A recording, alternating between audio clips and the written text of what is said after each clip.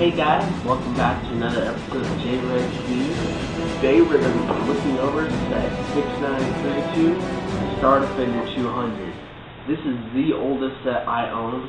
It came out in 1987. It's a very cool set, very awesome. I don't know if I have the words to describe it, but I'm sure going to try. Released in 1987, as I said, is part of the Futuron series. It was not part of Classic Space, although it does have similar coloration to some of the sets, and the minifigs are similar to the Classic Space minifigs. During Futuron and Space Police 1, the minifigs were switched from the classic, just solid color and planet with the swoosh logo, like what we see on Benny the Spaceman, to a similar design where they were solid except the upper part of their chest, which had a cross design on it with a zipper to make it look like it was some kind of actual uniform they had to zip on or whatever, and that zippered part was colored, and it would be different colors ranging from black, yellow, blue, or red, and they left out a white uniform for this round. And then also on that zipper logo was the Classic Space logo as well. So they are considered part of the Space Agency. They're old enough that I would almost consider them Classic Space. Also on the uniform, their arms were colored to match their chest section, and so were their pants legs.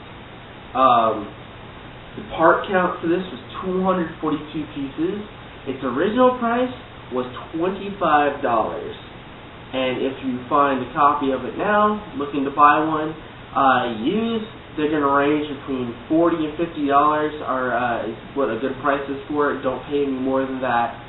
Don't pay any more than $50 to $55 for a used copy of it. If you find a copy of it new, a good price is $140 or so. Don't pay any more than that, preferably less. I would go with a used copy unless you're just a stickler about getting new sets and keeping them sealed in the box. But I know personally, if I get a set, I'm going to build it. Or if I'm not going to build it, I'm at least going to use the parts for something else. So that sucker's getting opened either way. This set is a perfect example of old school space. It's got a huge canopy, it's sectioned, it's got a little rover with it and everything. I cannot think of any complaints to this set. Honestly though, as far as critiques go for old space sets, or old sets in general, I don't really have any room to talk because I wasn't around back then to judge it against other sets and by what parts that they had. At least not as of right now, because this is the oldest space set that I have. One thing to remember if you do ever get any old sets, two things actually. One, it is an old set. The parts are going to be either one or two things. They're either going to stick really, really, really well, which is the case with my Stardefender, or they're not going to stick very well at all, which is the case with some older sets that I have with my mom. The Stardefenders pieces stick really well. As you can see, I can pick it up by the canopy without it falling off. Whereas if you try that with a new set, that's not going to happen. Another thing is the instructions in the box, if you have those for it. Again, they're old and they are probably fragile, so be careful with them. While we're at it, let's go ahead and look over this box. It's such a perfect example of an old Lego box. It's got the main art on the front, it's got art on the sides, it has the art on the back showing all the different things you can build with the set, which is really cool. Then on this side it has different languages that it comes in. Then it's got the flap where it shows different features of the set all up here, and then down here it looks into the box, so it shows you what all parts do you get. It displays a special piece, which was one of the canopy pieces on it. Such a cool box design. I love those box designs and I miss them a lot. I had quite a few of them from the 90s sets, from larger sets that came during the 90s, so I really love that box design. The instructions are old school, to be sure. They fold in half and then unfold, and then they open after that, and they read like a book. As you can see, we don't have any of this bag 1, 2, 3 junk, where it also tells you, oh, you need this piece and this many of this piece for the set, such as what you'll find in new sets. Well, yes, that's very handy for younger builders. As an older builder and a more experienced builder, I enjoy having sets that are a little more difficult to understand the instructions like this. And while sets having an instruction booklet that's easy to understand is a plus in some people's books and a negative in some people's books when it comes to not being able to understand them, I definitely prefer this kind of instruction over the new instructions. Let's take a look at the set now itself. The Stardefender 200 is a Futuron set, as I said. Futuron was a series intended to semi-take over from where Classic Space left off. They were supposed to be more of a civilian category. They had one of the monorail systems was for Futuron. They had a few small hovercraft-like things. They had another thing that was kind of like a little starfighter, a couple of ground vehicles. It's a really neat little series. Not a whole lot of sets. I think between 6 and 8 at the most. But this was definitely the crowning glory of them all outside of the monorail system. Part of it was this big canopy you see right here. This canopy itself is pretty rare. It was only used in a few sets where there were large canopies, mostly on bases. I don't know that it was ever used on another ship outside of the area module. And then not only that, but this specific one with the 200 emblazoned on it was only used in 2 sets. This one, and I believe the aerial module was the other one. Then there was other ones of different colors used for Blacktron 1 and 2, and a few other series, maybe Mtron. Anyway, yes, this set is amazing. The canopy flips up. We've got a little rover here in the back, which is another thing that Space did a lot back in its older years. And always include, or almost always included, either a little rover or some kind of little hovercraft that you could play with. And they were also sectioned like this.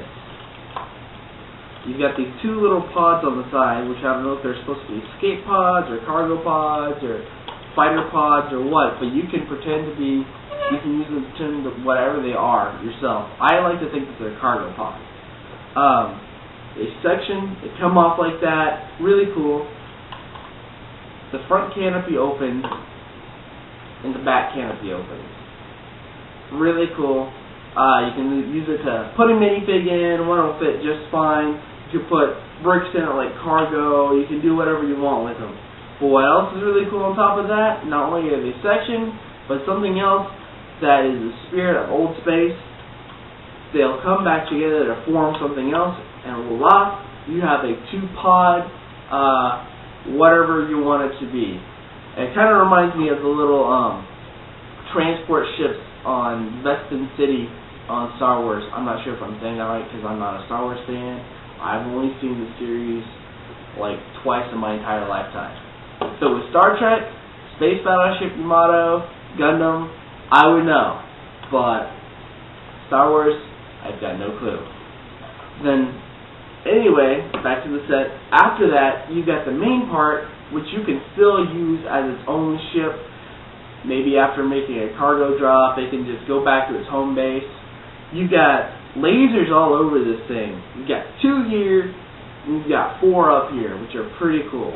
Or at least I assume they're supposed to be lasers. I can't imagine what else you'd want them to be. Who doesn't want a lot of lasers on their spaceship? You got plenty of room in here for crew. You could probably add at least 1 more minifig inside of it. this thing is really detailed for an old set. I've definitely got to give them that. Checking out this part up here, look at the hoses and the little camera parts up here. Underneath, we have retro rockets or maneuvering thrusters. We've got regular rockets both here and then also here, and we've got more rockets here on the back. So this is a really detailed set for especially being how old it is. And it also solved the problem that a lot of old sets had as far as space goes, and that's just putting some kind of engine on the set itself. A lot of the old space sets did not have engines on the sets themselves. A perfect example of this is the Galactic Mediator and the Galaxy Commander and the Ice Defender. None of those had engines on them at all. You could kind of pretend, if you wanted to, that at that time that Earth was so advanced that they had some other kind of propulsion system that was not visible, or as in Earthstar Voyager, there was a very thin elastic band running throughout different parts of the known universe, and the different spaceships kind of traveled on that as almost like a train system. Or Galaxy Express 39, there is actually like a series of rails that run throughout the galaxy, and trains travel on that. But anyway, I'm getting off topic, going off on different sci-fi. Back to the set review. This is so cool. The little rover isn't necessarily anything to write home about. It's really simple. It's like 15 pieces, if that. But it's still a really nice addition to the set. I've seen better rovers. If you have the MQ-101 drilling unit, the little motorcycle that's on that is really cool. I don't own that set personally, but I would really like to get my hands on it sometime. The MX-51 Recon dropship with its little drilling unit is really cool. Anyway, the minifigs, as I mentioned before, the minifigs on this set are really nice, really spectacular. Here's an image of one. You've got the air tank on the back. Two of them come with this set, come in the yellow color.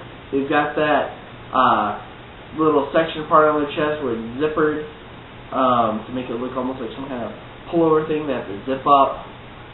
Very cool minifigs. Overall, this set is awesome. Great for space bands, period. This is definitely a classic design. Honestly, the instructions are a little more complex, but they're not so complex that a child couldn't build them. And this is definitely a swooshable ship. Like, I cannot tell you how much in my dorm room at college I swooshed this sucker around, and my roommates looked at me like I was crazy. I love this ship. Awesome. I display it with my other ships, right next to my Benny spaceship actually, or my Galactic Enforcer. This is really awesome. If you have the opportunity to get one, get it. There's not much I would say that you should pass up for this unless you find another classic space capital ship like the Galaxy Explorer or maybe the Ice Defender or something like that. But this definitely ranks in probably my top 5 LEGO spaceships of all time, or at least of the old series. Benny's spaceship, as you've seen in another review, is really awesome and definitely one of my favorite sets of all time. Anyway, that's all I've got to say now.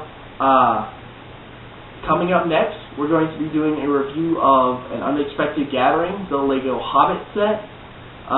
So look forward to that, and let me know what you think we should do after that, either in the comments here on YouTube or on LEGO's Own Power. Thank you, have a good day.